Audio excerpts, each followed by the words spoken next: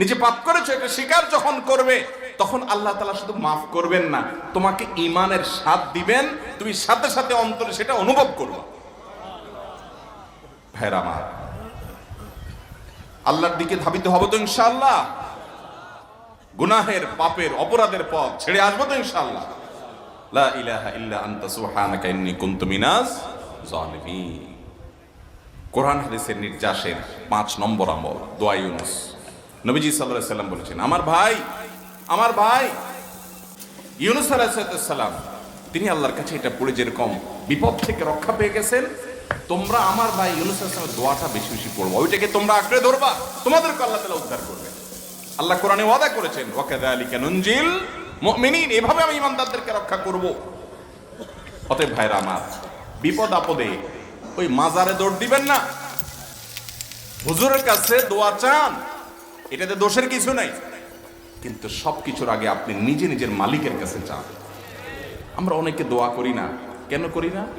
আমরা মনে করি যাই রে, আমি এত গুনাহগার মানুষ, আমার দোয়া কবুল হবে, এই জন্য হুজুরের কাছেই শুধু যায়, যে হুজুর যদি কিছু বলে দেয়। আল্লাহর কাছে ডাইরেক্ট চাইলে যে পাওয়া যাবে, এটা অনেক মুসলমান বিশ্বাস করে না, ভালো করে জানে না। ভাইরা আমার, আল্লাহ কোরআনে বলেছেন, উদউনি আস্তাজিব লাকুম, তোমরা আমার কাছে দোয়া করো, আমি কবুল করব, ওয়াদা করেছেন আল্লাহ তাআলা। আমার রব কি ওয়াদার খেলাফ করে? আমাদের রব ওয়াদার খেলাফ করে?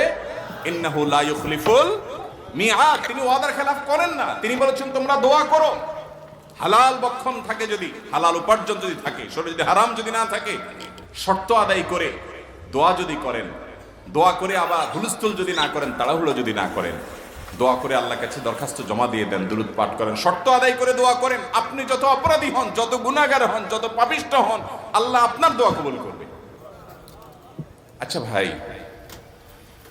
আমরা যত খারাপ হই, আপনি নামাজ পড়েন না, আপনি ফিল্ম দেখেন, আপনি হারাম জিনিস দেখেন, আপনি অনেক খারাপ কাজ করেন, গালিগালাজ করেন, মানুষের হক মানেন, যত খারাপ আপনি হন, আপনি ইবলিসের চেয়ে বেশি খারাপ হতে পারবেন? ইবলিসের চেয়ে বেশি খারাপ হওয়ার সুযোগ আছে? খারাপের বাপ সে, তার মতো খারাপ তো আপনি চাইলেও হতে পারবেন না, ঠিক না ঠিক? আচ্ছা, এই ইবলিস আল্লাহর কাছে